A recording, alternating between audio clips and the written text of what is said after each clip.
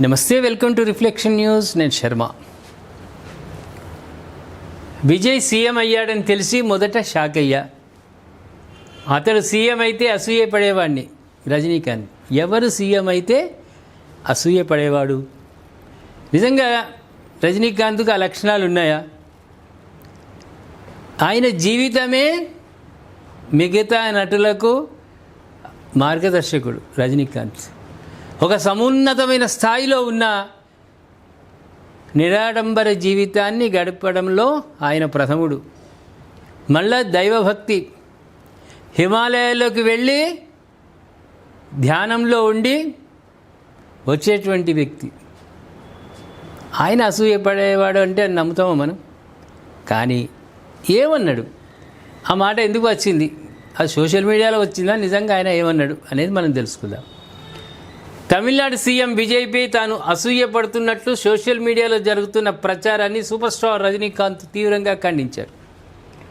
ఓడిపోయిన మాజీ సీఎం స్టాలిన్ను కేవలం స్నేహపూర్వకంగానే కలిశారని, విజయ్ను అడ్డుకునే నీచ రాజకీయాలు తాను చేయనని ఆయన స్పష్టం చేశాడు. విజయ్కి తనకు 28 ఏళ్ల తేడా ఉందని, అతడు తనకు సమవుజ్జి కాదన్నారు. కమల్ హాసన్ సీఎం అయితే అసూయపడేవాడినని వ్యాఖ్యానించిన రజనీ, విజయ్ అసాధారణ గెలుపుపై తాను షాక్ అయ్యారని, సీఎం అయిన విజయ్కు అభినందనలు తెలిపానని ఆయన వెల్లడించారు. అవసరం లేదు కదా, ఆయన పార్టీ పెడతానన్నాడు, ఆ ప్రయత్నాలు చేసిండు. కానీ ఎందుకో భయపడ్డాడు. ఈ రాజకీయాలంటే ఆయన భయపడ్డాడు. రాడుదేలు ఉండాలి, నలుగురిని తిట్టాలి, 10 మంది తిట్టినా పడాలి. అటువంటిదే రాజకీయం. రంగు రుచి వాసన లేనిదే రాజకీయం. అటువంటి వాళ్ళు రావాలి. ఇంత సున్నితమైనటువంటి నిరాడంబర జీవి రాజకీయాల్లోకి వస్తే నెట్టుకోగలుగుతానా కాదా, ఏ విధమైన పరిస్థితి ఉంటుందని ఆయన డ్రాప్ అయ్యిండు. విజయ్ ముందుకొచ్చిండు, ప్రజా విజయం జరిగింది. విజయ్కి ప్రజా విజయం దొరికింది, సీఎం అయ్యిండు. అయితే విజయ్ సీఎం అవ్వడం చూసి సూపర్ స్టార్ రజనీకాంత్ అసూయ పడుతున్నారంటూ, విజయ్ సీఎం కాకుండా అడ్డుకునేందుకే ఎన్నికల్లో ఓడిపోయిన మాజీ సీఎం డీఎంకే అధినేత ఎంకే స్టాలిన్ను రజనీ కలిశారంటూ సామాజిక మాధ్యమాల్లో తీవ్ర స్థాయిలో ప్రచారం జరిగింది. సోషల్ మీడియా అంటేనే అది. సోషల్ మీడియా ఆపరేట్ చేసేవాళ్ళు వాళ్ళు నిద్రపోరు. ఎవరి మీద అయితే బదనాం చేస్తారో వాళ్ళు నిద్రపోనీయకుండా చేస్తారు. అదే సోషల్ మీడియా. దీనికి తోడు విజయ్ ప్రమాణ స్వీకార మహోత్సవానికి ఆహ్వానం అందినప్పటికీ రజనీకాంత్ దూరంగా ఉండడంపై నెటిజన్లు విమర్శలు గుప్పించారు. ఈ నేపథ్యంలో వస్తున్న రుమార్లపై రజనీకాంత్ ఇవాళ ప్రెస్ మీట్ ఏర్పాటు చేసి సంచలన వ్యాఖ్యలు చేసిండు. ఆహ్వానించినప్పుడు వచ్చేది ఉండే, మరి పెద్ద మనసుతోటి వచ్చేది ఉండే, కానీ మరి ఎందుకు రాలేదో ఆయనకే తెలియాలి. తాను మౌనంగా ఉండటం వల్ల ఇటువంటి చౌకబారు తప్పుడు కథనాలు వ్యాప్తి చెందుతున్నాయన్నారు. అందుకే స్వయంగా మీడియా ముందుకు వచ్చి క్లారిటీ ఇస్తున్నానని రజనీ పేర్కొన్నారు. మౌనంగా ఒక వ్యక్తి ఉంటే అది రకరకాల ఊహాగానాలకు దారితీస్తుంది. మన్మోహన్ సింగ్ ప్రధాని, మన భారతదేశ చరిత్రలో మౌనమునిగా ప్రధాని అయిన వ్యక్తి ఎవరు అంటే ఏకైక వ్యక్తి మన్మోహన్ సింగ్. ఆయన ప్రముఖ ఆర్థికవేత్త. పివి నరసింహారావు ఉన్నప్పుడు ఆర్థిక శాఖలో ఇరువురు గొప్పనైనటువంటి మార్పులు చేర్పులకు నాంది వాచకంగా మిగిలారు ఇద్దరు. కానీ తర్వాత ప్రధాని అయినాక మౌనముని అయిండు. కాంగ్రెస్ ప్రభుత్వం అట్లా తయారు చేసేసింది, ఆయన రోబోలాగా తయారు చేసింది. కానీ గొప్ప ఆర్థికవేత్త అయిన రజనీకాంత్ మౌనంగా ఉండడం వల్ల ఏమైంది? సోషల్ మీడియాలో నానా రకాలుగా బీభత్సంగా వస్తున్నాయి ప్రోగ్రామ్స్. ఇట్లా చేస్తున్నాడు అని, అట్లా విజయ్కి వ్యతిరేకమని. అయితే ఎన్నికల ఫలితాల అనంతరం తాను డీఎంకే అధినేత ఎంకే స్టాలిన్ని కలవడం వెనుక ఎలాంటి రాజకీయ కోణం లేదని రజనీకాంత్ తేల్చి చెప్పారు. స్టాలిన్ గారితో నాకున్న పరిచయ అనుబంధం రాజకీయాలకు అతీతమైంది.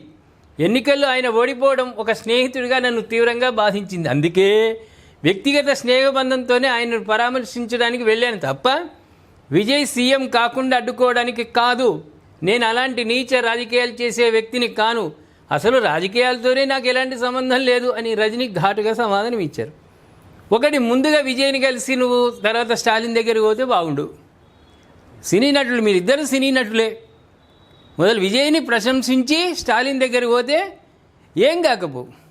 కానీ విజయ్ దగ్గరికి రాకుండా నువ్వు స్టాలిన్ దగ్గరికి పోయినావు కాబట్టి ఏదో ముచ్చట పెట్టినావు. ఆ ముచ్చట్లు ఏమైంది? నువ్వు వాస్తవానికి కాకపోవచ్చు, విజయ్ని అడ్డుకోవడానికి ప్రయత్నం చేయకపోవచ్చు, కానీ పరిస్థితులు అట్లా కనిపిస్తున్నాయి. నువ్వు ఓడిపోయినటువంటి వ్యక్తి దగ్గరికి పోయి ఓదార్చడానికి పోయినావా లేకుంటే ఇంకేదైనా చేసినావా అని సోషల్ మీడియాలో ఊహిస్తారు. అది దాన్ని కూడా తప్పు పట్టడానికి వీల్లేదు. మనం నడిచే మార్గము ఎలా ఉంటుందో దాన్ని అనుకరించే సోషల్ మీడియాలో వస్తాయి కొన్ని సందర్భాల్లో ఊహాజనితంగా రావచ్చు, అది పక్క పెడదాం. కానీ మన నడకను బట్టే సోషల్ మీడియాలో కూడా వార్తలు వస్తాయి. ఓడిపోయిన వ్యక్తి దగ్గరికి నువ్వు పోయినావు కానీ గెలిచిన వ్యక్తిని అభినందించడానికి రాలేదు కాబట్టి సోషల్ మీడియాలో నీ మీద అపవాదులు బదనాములు సృష్టి జరిగింది. అయితే విజయ్ సీఎం కాకుండా అడ్డుకోవడం కాదు, నేను అలాంటి నీచ రాజకీయాలు చేసేటువంటి వ్యక్తి కాదు. ఇదే క్రమంలో విజయ్పై అసూయ అనే ప్రశ్న లేదన్న రజనీకాంత్ విజయ్కి తనకు మధ్య దాదాపు 28 ఏళ్ల వయస్సు వ్యత్యాసం ఉందన్నారు. చిన్న వయస్సే, కానీ చిన్న వయస్సులో ధైర్యంగా వెనుకంజ వేయకుండా ముందుకు వచ్చి తన ప్రచార హోరుతో తన వాగ్దానాలతో ప్రజలను తన వైపు, ముఖ్యంగా యువతను తన వైపు రప్పించుకోవడంలో విజయ్ సక్సెస్ అయ్యిండు. ఒక ఫుల్ మెజార్టీ రాలేదన్నట్టే తప్ప ఆయన అందరికంటే ముందు స్థానంలో నిలిచిండు. సమకాలీడు అనేది పక్క పెడదాం, కానీ కమల్ హాసన్ కనుక సీఎం అయి ఉంటే బహుశా తాను కొంత అసూయ పడేవాడినేమో అంటూ తనదైన శైలిలో వ్యాఖ్యానించాడు. ఇక్కడ అందుకే సరికొత్త రాజకీయ శక్తిగా వచ్చిన విజయ్ని గెలిపించానని రజనీకాంత్ అభిప్రాయపడ్డారు. 2 ప్రధాన పార్టీలను డిఎంకే, ఏఐడిఎంకే ఒంటరిగా ఎదుర్కొని అతి తక్కువ కాలంలో విజయ్ ముఖ్యమంత్రి అయ్యారనే విషయం తెలియగానే తాను షాక్కు గురయ్యానని చెప్పారు. విజయ్ సాధించిన అద్భుత గుర్తింపును తాను గౌరవిస్తానని, ముఖ్యమంత్రిగా గెలిచిన వెంటనే విజయ్కి ఫోన్ చేసి స్వయంగా అభినందనలు తెలిపానని స్పష్టం చేశారు.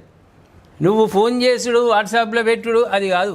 ఒక సమున్నతమైన స్థానం, నీకు గొప్పనైన విలువ తమిళనాడులో ఉంది. తమిళనాడు కాదు, భారతదేశ వ్యాప్తంగా రజనీకాంత్ అంటే ఒక స్టార్ ఇమేజ్, గొప్ప ఇమేజ్. కానీ దాన్ని నువ్వు నడిచిన బాట, ఓడిపోయిన వాడి దగ్గరికి పోయి వాడిని బుదగరిచ్చినావు, కానీ గెలిచిన ఆయన దగ్గరికి వచ్చి అభినందిస్తే సోషల్ మీడియాలో ఈ మాత్రం కూడా రాకపోవు. ఏమంటారు ప్రేక్షకులారా? ఇక్కడ సోషల్ మీడియాని మరీ మనం ప్రతిసారి తప్పు పట్టడానికి వీల్లేదు. మనం నడిచేటువంటి దారి వంకరగా ఉంటే తప్పకుండా సోషల్ మీడియాలో హైలైట్ చేస్తారు ఆ వార్త. ఇప్పటికైనా రజనీకాంత్కు విజయ్కి సంబంధం లేదు, వీళ్ళు సమకాలికులు కాదు. చిన్న వయస్సు, 28 ఏళ్ల తేడా ఉంది వీళ్ళిద్దరికీ. అయినా ఇప్పటికైనా ఆయన అభినందించడం అనేది సోషల్ మీడియాలో వేటి ప్రచారాలు ఆగుతాయి. కానీ ఇదే ముందుగా చేసి ఉంటే ఈ అపవాదు కూడా రజనీకాంత్కు రాకపోవు. ఏమంటారు? మాజీని కలిసిండు కానీ విజయం సాధించిన ఆయనను కలిసి అభినందనలు తెలిపి ఒక శాలువ ఏమున్నది, 200 పెడితే మంచి శాలువ వచ్చే, బొకే 200 పెడితే బొకే వచ్చే, ఆయనతో ప్రెస్ వాళ్ళకు ఫోటోలు కొట్టిరి, అభినందించిన రజనీకాంత్, విజయ్ని అభినందించిన రజనీకాంత్ అంటే సోషల్ మీడియాలో ఈ మాత్రం కూడా రాకపోవు కదా. అంటే మనం నడిచేటువంటి నడకలో కూడా అపవాదులు వచ్చే అవకాశం ఉంటుంది, ఉండదు. దయచేసి కామెంట్ రూపంలో తెలియజేయండి. సబ్స్క్రైబ్ చేసుకోండి, షేర్ చేయండి.